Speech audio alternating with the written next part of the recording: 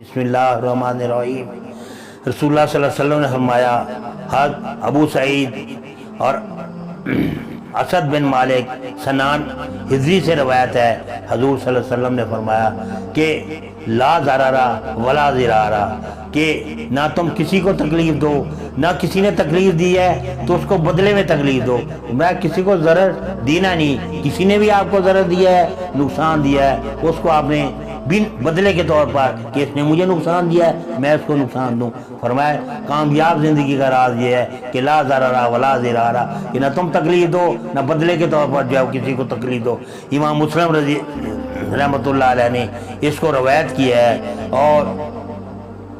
इस हदीस मुबारका में कामयाब ज़िंदगी गुजारने का कि जब आदमी किसी को तकलीफ़ नहीं देगा तो ज़ाहिर है कोई दूसरा आदमी भी उसको तकलीफ़ नहीं देगा। हज़ूर सल्लल्लाहु अलैहि वसल्लम को लोगों ने कितनी तकालीफ दी कि आप सल्लल्लाहु अलैहि वसल्लम फरमाया कि जितनी मुझे तकालीफ दी गई तमाम अंबिया की तकालीफ को इकट्ठी कर लें तो मेरी तकालीफ जो है उससे बढ़ जाएंगी। हज़ूर सल्लल्लाहु अलैहि वसल्लम ने बावजूद कुदरत रखने के जो है ज़ाहरी तौर पर भी और फिर जिस वक्त जो है आप गए हैं सईदा खदीजा रज़ी अल्लाह ताला अन्हा उम्महातुल मोमिनीन के वफ़ात के बाद और अपने शफीक चचा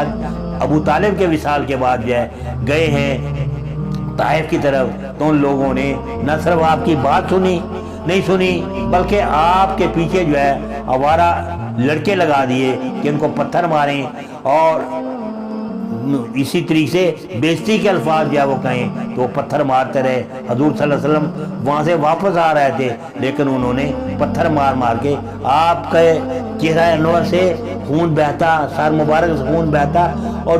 जूते जो हैं वहाँ तक गया, जूते चिपक गए पाँव के साथ। तो हजूर सल्लल्लाहु अलैहि वसल्लम ने ग़ज़वा उहद के अंदर जो है इतनी तकलीफ़ हुई कि तलवार मारी, इब्ने कईमा ने तलवार मारी हजूर सल्लल्लाहु अलैहि वसल्लम की, तो जो खोद है हजूर सल्लल्लाहु अलैहि वसल्लम की लोहे की टोपी थी, उस टोपी को चीरते हुए वो खोद की कड़ियाँ जो हैं वो अंदर धनस गईं। हजूर सल्लल्लाहु अलैहि वसल्लम जो हैं वो गिर पड़े तो खून का फवारा छूट पड़ा और सहाबा कराम एक एक करके जो है जाने कुर्बान करते रहे। लेकिन ये नहीं कि हजूर सल्लल्लाहु अलैहि वसल्लम को छोड़कर इस तरह कहें, जिस तरह उन्होंने कहा था कि अल्लाह के रसूल जिस वक्त हिजरत की दावत दी थी तो उन्होंने कहा था अंसारे मदीना ने, अल्लाह के रसूल आप जो है जिस तरफ भी होंगे हम वो कौम नहीं है जो बनी इसराइल की कौम की तरह जो है जिन्होंने कहा था कि फ़ज़बंता व रब्बुका फ़क़ातिला, हम देखेंगे आपके दाएं बाएं आगे पीछे होकर लड़ेंगे। वो लड़े हैं। तब अबू दुजाना रज़ी अल्लाह ताला अन्हु को तीरों से कमर छलनी होगी लेकिन हज़ूर सल्लल्लाहु अलैहि वसल्लम के आगे जो है वो लेटे हुए हैं, सामने जो है ढाल बनकर लेटे हुए। इसी तरीके से बेशुमार सहाबा कराम जो है शहीद हुए। 70 सहाबा कराम ने जानों का नजराना दे दिया लेकिन हज़ूर सल्लल्लाहु अलैहि वसल्लम को तकलीफ नहीं पहुंचने दी। तो इस तरीके से जब पूछा गया हज़ूर सल्लल्लाहु अलैहि वसल्लम से हमारी वालदा सईदा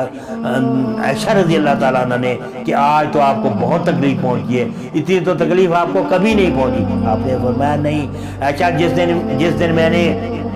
ताइफ में अब्द या लैल के तीनों बच्चों को इस्लाम की दावत दी थी, जो जितना उस दिन मुझे जो है तकलीफ हुई है, जितना उस दिन मुझे मारा गया है, जितना उस दिन जो है मुझे मेरे साथ जो है वो ज़्यादतियाँ हुई हैं, मेरे साथ जो है वो तशद्दुद हुआ है, कहा आज उससे कम तशद्दुद है यानी इतना। लेकिन जिस वक्त जो है जिब्रील अलैहिस्सलाम आपके पास आए, आपने अल्लाह ताला से कहा, दुआ की कि अल्लाह ताला अगर तू नाराज़ नहीं तो मुझे ये दुख तकलीफ जो है इसकी कोई परवाह नहीं, कहा तेरी हिफाजत मुझे काफ़ी है। तो मलकुल जिबाल आए जिब्रील के साथ जिनकी उन पहाड़ों पर ड्यूटी थी, तो उन्होंने कहा कि आप कोई और सजा तजवीज़ करें तो वो भी मैं बजा लाने के लिए तैयार हूँ। अगर आप ये कहें मैं ताइफ के दोनों पहाड़ों को ऐसे टकरा दूँ, उनको मिला दूँ, ये कम जो है दरमियान में कुचले जाएं, कि उन्होंने खुद दावत दी थी कि तू अल्लाह का नबी है तो जो सजा हमें देना चाहता दे दे। और एक ने तो ये बदतमीजी की कि नऊज़ बिल्लाह आप सल्लल्लाहु अलैहि वसल्लम के सिवा अल्लाह को कोई और मिला नहीं। यानी वो लोग साहिब सरवर जो थे वो ये समझते थे कि हम वडेरे हैं, सरदार हैं, नऊज़ बिल्लाह नबी होता तो हम में से होता। इस तरह की बातें जो उनके ज़हन में वही खबासत वही मदह प्रस्ती जो आज भी है उस वक्त भी थी तो ये थी। लेकिन हज़ूर सल्लल्लाहु अलैहि वसल्लम ने फरमाया कि नहीं, میں اللہ تعالیٰ سے اس بات کی امید رکھتا ہوں کہ اگر یہ ایمان نہیں لاتے تو ان کی اولاد آگے ہوگی تو جو اسلام قبول کرے گی، تو بے شمار لوگ میں نے پاکستان میں تبلیغ کے لیے دعوت دیتے ہوئے دیکھے، جن کا طائف میں جو ہے وہ ٹھکانہ تھا، طائف کہ ان لوگوں کی وہ اولاد تھے، تو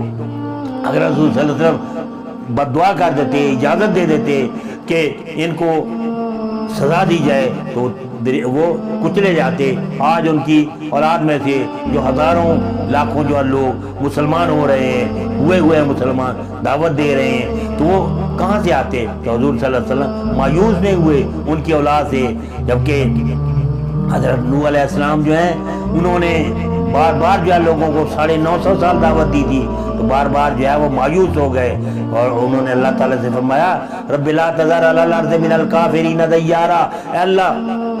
ان کافروں کا ایک گھر بھی دنیا میں نہ چھوڑ، انک ان تذرہم، اے اللہ اگر تو ان کو چھوڑے گا یضلوا عبادک، تو یہ جو 83 آدمی میرے ساتھ مسلمان ہوئے ہیں ان کو بھی یہ گمراہ کر دیں گے، ان کو بھی اپنی ملت میں لے جائیں گے، ولا یلدوا الا فاجرا کفارا، اور میرے اللہ جو آگے ان کی اولاد ہے میں ان سے بھی مایوس ہوں، ولا یلدوا، اور یہ نہیں جنتے الا فاجرا کفارا، مگر جو سخت ہیں، ڈھیٹ ہیں، کافر ہیں، حق کے منکر ہیں۔ جبکہ موسیٰ علیہ السلام کے بارے میں اللہ تعالیٰ فرمایا وما امر بموسیٰ الا ذریۃ من قومہ، کہ موسیٰ علیہ السلام پر جو اس کی قوم کے نوجوان لوگ تھے وہ ایمان لائے، تو نوح علیہ السلام اس سے بھی مایوس ہے، لیکن حضور صلی اللہ علیہ وسلم پتھر کھانے کے باوجود مایوس نہیں ہوئے اور کہا یہ اگر ایمان نہیں لاتے، آج یہ مجھے پتھر مارا ہے، انہوں نے زیادتی کیا ہے، تشدد کیا ہے، تو مجھے امید ہے اللہ تعالیٰ سے کہ کل کی ان کی اولاد جو ہے حق و صداقت کا ساتھ دینے والے ہوں گے۔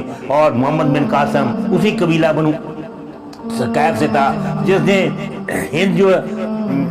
جو یہ ہمارا علاقہ وہ انڈیا کے ساتھ جو منسلک تھا، یہ دیوبل میں آیا اور اس نے جو ہے یہ اسلام کی